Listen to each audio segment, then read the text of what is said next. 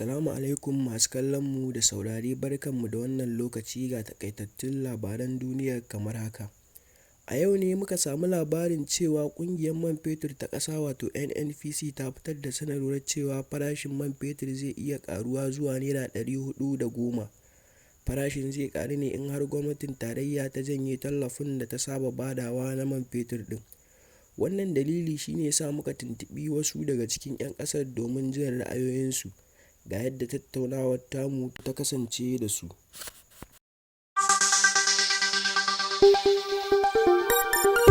Suleiman Zubairu Suleiman. Malam Suleiman, kana da labarin cewa ƙungiyar mai ta ƙasa wato NNPC ta fitar da sanarwa cewa man fetur zai iya kaiwa naira 410 in dai har gwamnatin tarayya ta janye tallafin da ta saba badawa. Muna sanayya.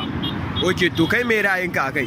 To gaskiya an dai ra'ayina ban so dai man fetur din nan ya ƙara tsada. Dan ya ƙara tsada kowa zai shiga cikin wani yanayi. Idan zai ba wa talakawa wahala. Sosai ma ko dan zai ba su wahala fita da abin hawa. Wani ma na abin hawa shi gaskiya bai fita shi ba saboda tsadan mai. Wani ma na abinci ma yake nema ya gar kuma bata na ce kuma na mai. Suna na Anas, abun mamaki bane ba. Dama gwamnati ba wani kaunar talakawanta take ba. Me kake nufi da haka? Saboda yanzu idan ka duba gaba ɗaya gidajen man wasu arfaske musamman dama na su gidajen man na gwamnatin da arfaske ba sa aiki. Sannan kuma dama yanda muka sani a gaba ɗaya wannan ɗin man harkar man duk ta koma wani 'yan kasuwa.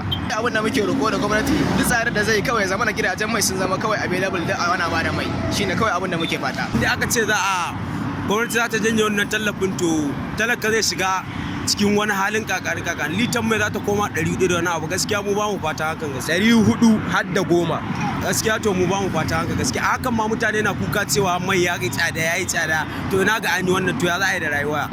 Masu sana'a ne ta ɗinki, muna siyan mai yadda ya kamata, to kaga idan ya kai mu ma ta shafe mu.